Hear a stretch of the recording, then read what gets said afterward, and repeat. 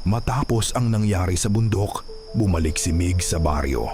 Sa kanyang palad, may liwanag na natira. Ngunit pagkaraan ng ilang araw, nagsimulang manghina ang liwanag na iyon. Muling umakyat si Mig sa bundok.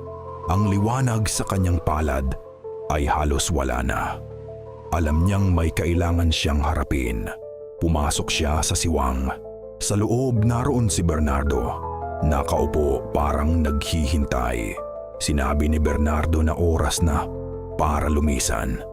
Matagal na siyang naghintay. At ngayon ay kayanan niyang umalis. Nag-alala si Migs. Ayaw niyang mawala si Bernardo. Ngunit ngumiti lamang ang higante. Sa puso ni Migs, ipinangako niyang hindi niya makakalimutan si Bernardo. Tumayo si Bernardo at lumapit kay Migs. Inihapak nito ang malaking kamay sa ulo ng binata. Isang mainit na liwanag ang dumaloy mula kay Bernardo patungo kay Migs.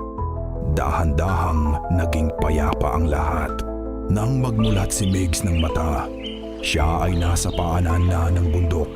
Sumisikat ang araw. Tiningnan niya ang kwintas. Nariyan ang bato. Pero parang may kulang. Umuwi siya sa baryo. Sinalubong siya ng kanyang lolo. Naupo sila sa tabi ng bahay. Ang alaala, sabi ng lolo. Hindi lang nasa isip, nasa puso rin. Kahit nakalimutan mo, naroon pa rin. Napatingin si Mig sa bundok.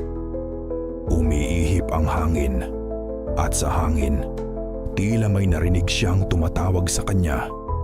Hindi niya matandaan kung sino, pero ngumiti siya. Hindi lahat ng alaala ay kailangan mong dalhin. Ang iba nananatili sa puso kahit nakalimutan mo na.